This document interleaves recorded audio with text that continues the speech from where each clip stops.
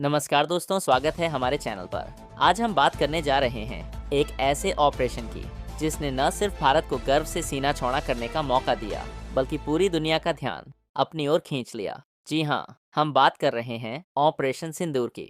7 मई 2025 को भारतीय सेना ने पाकिस्तान और पीओके में आतंकी ठिकानों पर सटीक हमले किए, जो पहलगाम आतंकी हमले का जवाब था। लेकिन सवाल ये है, दुनिया के बड़े बड़े नेताओं ने इस ऑपरेशन पर क्या कहा? क्या वे भारत के साथ खड़े हुए या फिर कुछ और रुख अपनाया? चलिए जानते हैं विश्व नेताओं की प्रतिक्रियाएं।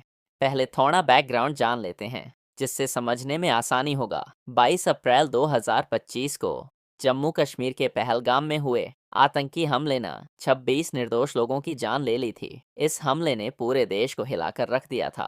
भारत ने जवाब देने का वादा किया और 7 मई को ऑपरेशन सिंदूर के तहत भारतीय सेना ने पाकिस्तान और पीओके में 9 आतंकी ठिकानों को निशाना बनाया। ये हमले इतने सटीक थे कि न कोई सैन्य ठिकाना निशाना बना, न ही आम नागरिकों को नुकसान हुआ। लेकिन इस ऑपरेशन ने वैश्विक मंच पर हलचल मचा दी। आइए अब देखते हैं कि विश्व के टॉप लीडर्स ने क्या कहा। सबसे पहले बात करते हैं अमेरिका के राष्ट्रपति डोनाल्ड ट्रंप की। ट्रंप, जो अपनी बेबाक टिप्पणियों के लिए जाने जाते हैं, ट्रंप ने ऑपरेशन सिंदूर को लेकर कहा, ये बहुत शर्मनाक है। दोनों देश लंबे समय से लड़ रहे हैं, लेकिन मुझे उम्मीद है कि ये जल्दी खत्म होगा। ट्रंप ने न तो भारत का खुलकर समर्थन किया, न ही पाकिस्तान का। उनकी बातों से साफ था कि वो इस तनाव को जल्द खत्म होते देखना चाहते हैं। लेकिन उनके विदेश मंत्री मार्को रूबियो ने थोड़ा और डिप्लोमेटिक रुख अपनाया। रूबियो ने कहा, मैं भारत और पाकिस्तान के नेताओं से बात कर रहा हूं ताकि शांति बहाल हो।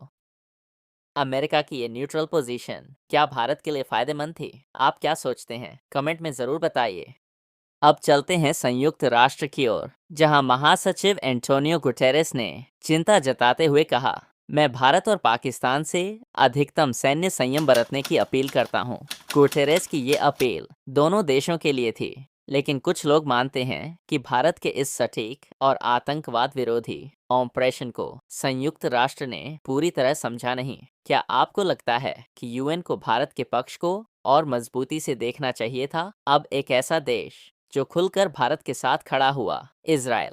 भारत में इजराइल के राजदूत रूवेन अजार ने ट्वीट किया, इजराइल भारत के आत्मरक्षा के अधिकार का समर्थन करता है। आतंकियों को पता होना चाहिए कि वो अपने जघन्य अपराधों से बच नहीं सकते। इजराइल का ये सपोर्ट भारत के लिए कितना मायने रखता है? आतंकवाद के खिलाफ इजराइल का रुख हमेशा सख्त रहा है और इस बार भी उन्होंने भारत का साथ दिया। क्या आपको लगता है कि बाकी देशों को भी इजराइल की तरह खुलकर भारत का समर्थन करना चाहिए था? अब बात करते हैं यूएई की। विदेश मंत्री शेख अब्दुल्ला बिन जायद ने दोनों देशों से संयम बरतने की अपील की। उन्होंने कहा, भारत और पाकिस्तान को तनाव कम करना चाहिए और बातचीत के जरिए शांति स्थापित करनी चाहिए। यूएई ने डिप्लोमेसी पर जोर दिया, लेकिन भारत के साथ उनके मजबूत रिश्तों को देखते हुए कुछ लोग उम्मीद कर रहे थे कि वो भारत का खुलकर समर्थन करेंगे। फिर भी उनकी शांति की अपील क्षेत्रीय स्थिरता के लिए अहम थी। रूस, जो भारत का पुराना दोस्त रहा है, उसकी प्रतिक्रिया भी आई। रूसी विदेश मंत्रालय की प्रवक्ता मारिया जाखारोवा ने कहा, हम भारत और पाकिस्तान के बीच बढ़ते सैन्य तनाव से चिंतित हैं। दोनों पक्षों को संयम बरतना चाहिए। रूस ने भी न्यूट्रल स्टैंड लिया, जो शायद कुछ लोगों को निराश कर सकता है। लेकिन भारत और रूस की दोस्ती को देखते हुए क्या आपको लगता है कि रूस को भारत का खुलकर समर्थन करना चाहिए था? और अब एक सकारात्मक नोट, ब्राजील के राष्ट्रपति लूला डा सिल्वा ने पीएम मोदी से फोन पर बात की और पहलगाम हमले में मारे गए लोगों के प्रति संवेदना जताई। उन्होंने कहा, ब्राजील आतंकवाद के खिलाफ भारत के साथ है। ब्राजील का ये समर्थन भारत के लिए एक बड़ा बूस्ट था, खासकर तब जब कई देश डिप्लोमेटिक रुख अपना रहे थे। तो ये थी विश्व नेताओं की प्रतिक्रियाएं ऑपरेशन सिंदूर पर, जहां कुछ देशों ने भारत का खुलकर समर्थन किया, वहीं कुछ ने डिप्लोमेसी का रास्ता चुना। लेकिन एक बात साफ है, भारत ने आतंकवाद के खिलाफ अपनी ताकत और संकल्प को पूरी दुनिया के सामने रख दिया। आपको क्या लगता है, क्या विश्व नेताओं को भारत का और खुलकर समर्थन करना चाहिए था? नीचे कमेंट में अपनी राय जरूर शेयर करें। और हाँ, अगर आपको ये वीडियो पसंद आया तो लाइक, शेयर और सब्सक्राइब करना न भूलें। जय हिंद।